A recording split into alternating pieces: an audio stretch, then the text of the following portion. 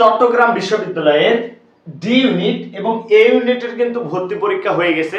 তোমরা অনেকে জানতে চেয়েছো যে ভাইয়া ডি ইউনিট এবং এ ইউনিটের চট্টগ্রাম বিশ্ববিদ্যালয়ের কাটমার্কটা কত হতে পারে, মেরিট পজিশনটা কত দূর পর্যন্ত যেতে পারে এবং রেজাল্ট কবে দিবে, ওয়েটিং লিস্ট থেকে আমরা চান্স পাবো কিনা, ওয়েটিং লিস্ট থেকে আসলে মার্কটা কত হতে পারে, রেজাল্ট কবে পাবলিশ করবে, এই বিষয়গুলো কিন্তু জানতে চেয়েছো। সো আজকের এই ভিডিওতে কাটমার্ক, মেরিট, রেজাল্ট কবে দিবে এবং waiting list A to Z বিষয়গুলো নিয়ে কথা বলবো। দেখো, প্রথমে যদি আমি ডি ইউনিট নিয়ে কথা বলি, তোমরা একটু মনোযোগ দিয়ে দেখো। ডি ইউনিটে কিন্তু তোমাদের চট্টগ্রাম বিশ্ববিদ্যালয়ের ডি ইউনিটে টোটাল আসন সংখ্যা রয়েছে 859টি আসন রয়েছে চট্টগ্রাম বিশ্ববিদ্যালয়ের ডি ইউনিটে এবং আবেদন করেছিল ৫১,৫০৬ জন শিক্ষার্থী। কতজন? ৫১,৫০৬ জন শিক্ষার্থী এবং আসন প্রতি লড়াই করেছে এবছর কত? ৬১ জন শিক্ষার্থী। অর্থাৎ তোমাকে চান্স পেতে হলে অবশ্যই কতজন শিক্ষার্থীকে পিছনে ফেলাতে হবে? ৬০ জন শিক্ষার্থী। তার মানে আসন প্রতি লড়াই করেছে ৬১ জন শিক্ষার্থী। এই ইউনিটে যদি আসি, এই ইউনিটে দেখো তোমাদের এই ইউনিটের আসন সংখ্যা ছিল ১,০৯৩টি আসন রয়েছে এবং হচ্ছে তোমাদের আসন প্রতি এবছর লড়াই করেছে ৮০ জন শিক্ষার্থী। তার মানে তোমাকে যদি চান্স পেতে হয় অবশ্যই ৭৯ জন শিক্ষার্থীকে তোমাকে পেছনে ফেলাইতে হবে।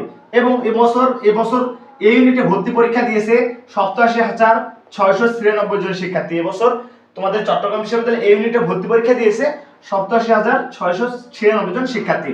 তোমরা যারা এখন কথা হচ্ছে, এটা হচ্ছে তোমাদের কতগুলো আসন বিন্যাসটি এইটা নিয়ে কথা বলবো। আমি এখন যদি কাটমার্ক নিয়ে কথা বলি, কাটমার্ক নিয়ে যদি কথা বলি, প্রথমে দেখো চট্টগ্রাম বিশ্ববিদ্যালয়ের ডি ইউনিটের কাটমার্ক হতে পারে এবছর হচ্ছে তোমাদের হচ্ছে যারা 65+ পেয়েছো তারা কিন্তু চট্টগ্রাম বিশ্ববিদ্যালয়ের ডি ইউনিটে ধরে রাখো 90% চান্স পাবা তোমরা ভাইয়া। তোমরা একটা হলেও তুমি সিট পাবা চট্টগ্রাম বিশ্ববিদ্যালয়ের ডি ইউনিটে এবছর যদি 65+।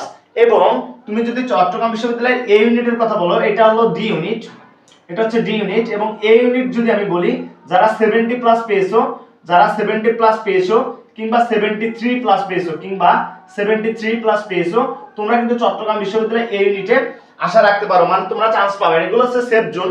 তোমাদের হচ্ছে ডি ইউনিটে সেফ জোন যদি ধরো, একদম সেফ জোন যদি ধরো, তাহলে তুমি ধরতে পারো 65+ কিংবা 70+। যারা আসো তারা চট্টগ্রাম বিশ্ববিদ্যালয়ের ডি ইউনিটে এক চান্স পাবা, ইনশাআল্লাহ তোমরা সিট পাবা।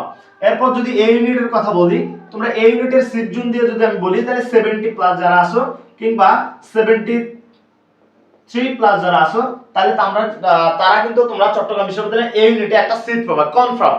এখন কথা হচ্ছে ভাইয়া, তাহলে ওয়েটিং লিস্ট থেকে আমাদের কত মার্কটা আমরা ধরতে পারি? ওয়েটিং লিস্ট থেকে আমাদের কি কত মেরিট, কত মার্ক হলে আমরা আসলে ওয়েটিং এ চান্স পাবো?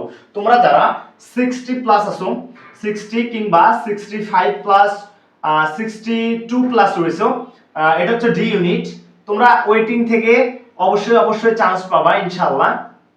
কেননা তোমাদের চট্টগ্রাম বিশ্ববিদ্যালয়ের ডি ইউনিটের টোটাল সিট সংখ্যা হচ্ছে 859টি।